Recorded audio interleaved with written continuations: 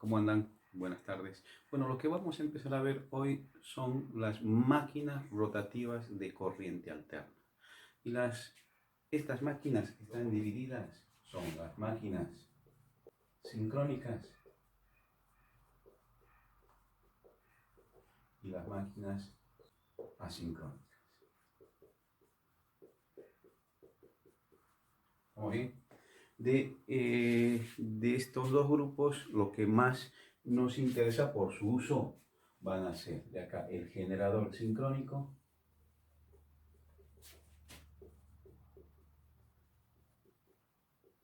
y de acá el motor asincrónico.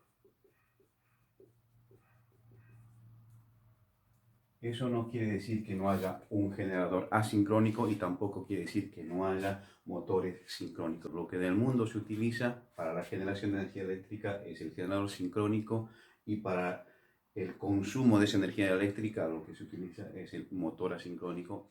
Ahora, estamos hablando de corriente alterna. ¿Por qué? Porque el mundo decidió generar, transformar, transmitir y distribuir en corriente alterna trifásica.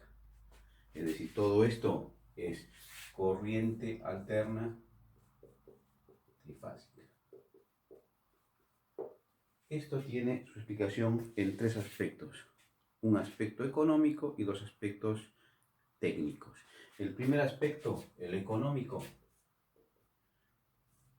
costos menores de equipos y maquinarias. El segundo punto, un punto técnico, generación de campos magnéticos rotativos. Y el tercer punto, que es también técnico, potencia instantánea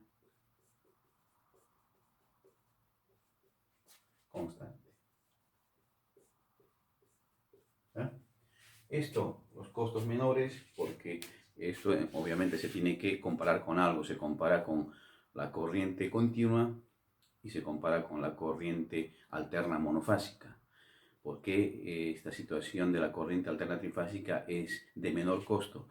Y a ver cómo lo podemos explicar. Respecto a la corriente continua para generar, transmitir y distribuir tiene un tope, ¿sí? Debido al I cuadrado R, el efecto Joule. O sea, yo no puedo tener un gran consumo y llevar ese consumo de donde yo genero con corriente continua hasta ese lugar, si es una distancia larga, por justamente el I cuadrado. El I cuadrado me rompe todo, los conductores y los equipos. Voy a tener que tener gran cantidad de dimensión de conductores para poder llevar. Eso ya me limita una situación. Y respecto a la corriente alterna monofásica, ya en algún momento, no sé si vimos o lo recordamos brevemente acá, es mucho más conveniente por lo suave que se sienten los consumos utilizando corriente alterna trifásica que monofásica. La monofásica, el hecho es que hay mucha perturbación mecánica principalmente debido a que justamente es monofásica y no así en la trifásica. Y por otro lado está generación de campos magnéticos rotativos, que es algo natural en la corriente alterna trifásica, no así en la corriente alterna monofásica, que no puedo generar campos magnéticos rotativos, lo tengo que hacer a través de otro dispositivo, adicionando un dispositivo, ¿sí? Lo que me disminuye el rendimiento. Y por último, la potencia instantánea constante. Esto es lo que me hace mucho más suave el andar de todas las máquinas y motores que yo tengo conectados a la corriente alterna trifásica. En función de esos tres factores es que nosotros utilizamos el generador sincrónico de corriente alterna trifásico. Y eso es lo que vamos a ver a partir de ahora. Bien, un generador trifásico Sincrónico es una máquina que se utiliza para generar energía eléctrica. Se utiliza principalmente en centrales grandes y en unidades independientes como son los grupos electrógenos. ¿Ah? Ahí tienen una foto donde podemos ver una vista de lo que es un generador de corriente alterna trifásico sincrónico. Está compuesto por dos partes.